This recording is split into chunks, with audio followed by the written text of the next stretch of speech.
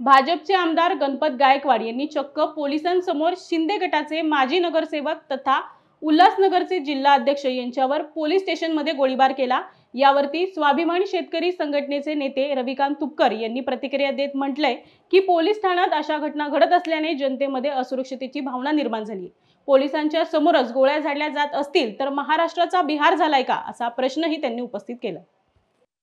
महाराष्ट्र हा शाहू फुले आंबेडकरांचा छत्रपतींचा आहे। हा सुसंस्कृत महाराष्ट्र आहे आणि देशाच्या राजकारणाला एक संस्कृती आणि दिशा देणारा हा महाराष्ट्र आहे।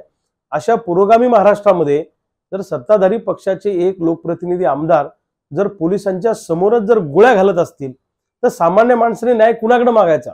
आज कुंपणच शेत खाते अशी परिस्थिती आहे आणि महाराष्ट्राचा बिहार झालाय का हे विचारण्याची वेळ खऱ्या अर्थाने आता आलेली आहे। जर लोकप्रतिनिधी किंवा ज्यांच्याकडून जनतेला संरक्षण मिळण्याची अपेक्षा आहे तर असेच लोकप्रतिनिधी जर अशा पद्धतीने जर दादागिरी करून पोलीस स्टेशनमध्ये असे कृत्य करत असतील तर महाराष्ट्र चाललाय कुठं हे विचारण्याची वेळ खऱ्या अर्थाने आलेली आहे।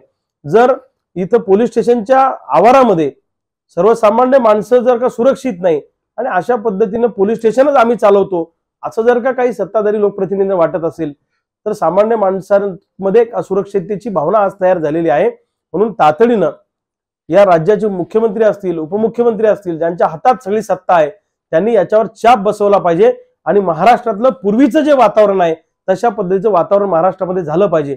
एका बाजूला दादागिरी करणारे किंवा पोलीस स्टेशनमध्ये येऊन गोळीबार करणारे किंवा गुंडागर्दी करणारे लोकप्रतिनिधी जर मोकाट सुटत असतील किंवा स्वैराचार करत असतील आणि आमच्यासारख्या चळवळीमध्ये शेतकऱ्यांसाठी भांडणाऱ्या कार्यकर्त्यांना जर का तुम्ही तुरुंगात टाकायची भाषा करणार असाल तर महाराष्ट्र लक्षात ठेवा, इथे दादागिरी खपून घेतल्या जात नाही।